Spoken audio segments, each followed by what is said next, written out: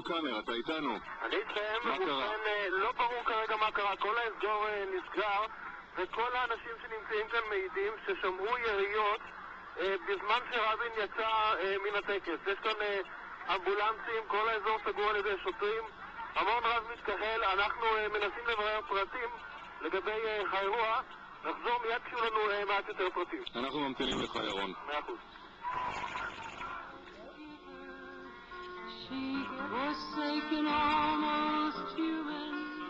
אנחנו ממתינים לדיווח של כתבינו שנמצאים, אני מקווה עדיין, בכיכר מלכי ישראל. קרה שם אירוע, אנחנו לא יודעים פרטים עליו, נשמעו יריות, יש הרבה אמבולנסים באזור כיכר מלכי ישראל. אנחנו מנסים לאסוף פרטים וניכנס לשידור עם פרטים עדכניים ברגע שכתבינו יבינו מה בדיוק קרה שם.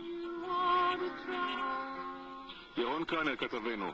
יש לך פרטים נוספים? לא הרבה, כל העיתונאים כאן לא יודעים בבירור מה קרה, כולם יודעים שהיו יריות, כנראה לפי עדויות הנמצאים כאן 3 יריות, לא ברור מאיזה נשק, בדיוק ברגע שרבין ירד מהמדרגות האחוריות של הבמה.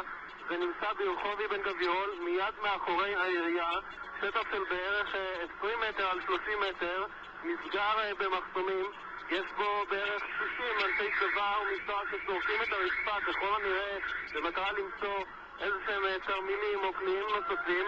כל העיתונאים מסולקים מהאזור בצורה מאוד החלטית ונחושה. מה אתה רואה שם, אמבולנסים? יש כאן אמבולנסים, 2 אמבולנסים, ניידת טיפול נמרץ, יש כאן הרבה צבא וביטחון, הרבה סקרנים שמתגודדים וכולם חוזרים רק על האינפורמציה הזאת.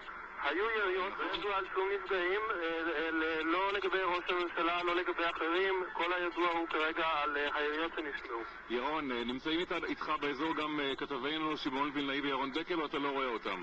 ירון דקל לא לידי, שמעון וילנאי אני יודע שמסתובב עדיין בשטח, לא בקשר איתי. טוב, אנחנו ממשיכים כאן בקו הפתוח שלנו, אנחנו לא נועלים את התוכנית, אני מודיע את זה גם לך וגם למאזינים.